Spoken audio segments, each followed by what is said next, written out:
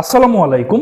আপনি কি জানেন বাংলাদেশ সুপ্রিম কোর্টের প্রধান বিচারপতি তার মাথায় কেন অদ্ভুত সাদা এই টুপি বা নকল চুল বা পটচুলা পরিধান করেন? এই আধুনিক যুগে এসেও প্রধান বিচারপতি কেন এই অদ্ভুত ধরনের মধ্যযুগীয় এই পোশাক তিনি এখনো পরিধান করে থাকেন?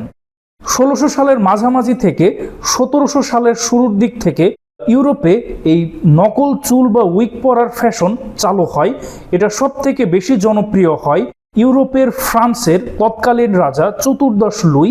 তার খুবই অল্প বয়সে বিশেষ একটা রোগের কারণে তার মাথার চুল পড়ে যায় এবং তিনি খুব অল্প বয়সেই টাক হয়ে যান। তিনি তার মাথা বা টাক ঢাকার জন্য কারিগরদের মাধ্যমে নকল উইগ বা পটচুলা তিনি তৈরি করেন এবং সেটা তিনি পরিধান করতে থাকেন। আর যেহেতু রাজা কোনো একটা জিনিস পড়লে সেটা অনেকটা ভাইরাল বা ফেমাস হয়ে যায়, যার ফলে তৎকালীন সমাজের এলিট বা অভিজাত শ্রেণী এই নকল চুল পরার ফ্যাশন চলে আসে। আর তৎকালীন ইংল্যান্ডের রাজা দ্বিতীয় চার্লস, তিনি ছিলেন ফ্রান্সের রাজা চতুর্দশ লুইয়ের আত্মীয় এবং তার সেই ফ্যাশনের অনুকরণ করে ইংল্যান্ডের তৎকালীন রাজা দ্বিতীয় চার্লস তিনিও এই উইগ পরা শুরু করেন।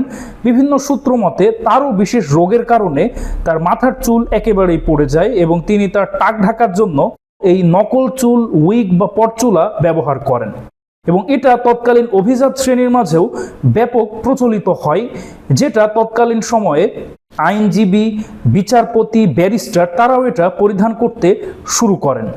যেহেতু বাংলাদেশ, ভারত, পাকিস্তান তৎকালীন সময়ে ব্রিটিশ শাসিত ছিল, তখন বাংলাদেশ, ভারত, পাকিস্তান বা উপমহাদেশের আদালত তাদের সেই জাজ বা বিচারক বা বিচারপতি তারাও কিন্তু এই অদ্ভুত সাদা পটচুলা পরিধান করতেন। আর স্বাধীনতার পরেও সেই ব্রিটিশদের রেখে যাওয়া সেই প্রচলন এখনো কিন্তু রয়েছে। তবে এখন আগের মতো সকল জজ বা বিচারপতিরা এই অদ্ভুত সাদা চুল সব সময় পরেন না। এটা শুধুমাত্র বাংলাদেশের সুপ্রিম কোর্টের প্রধান বিচারপতি তিনি যখন শপথ নেন অথবা প্রধান বিচারপতি যখন নির্বাচন কমিশনারকে শপথ করান বা বিশেষ অনুষ্ঠানের দিনে প্রধান বিচারপতি তার মাথায় এই অদ্ভুত সাদা নকল চুল বা পটচুলা বা উইগ পরিধান করে থাকেন।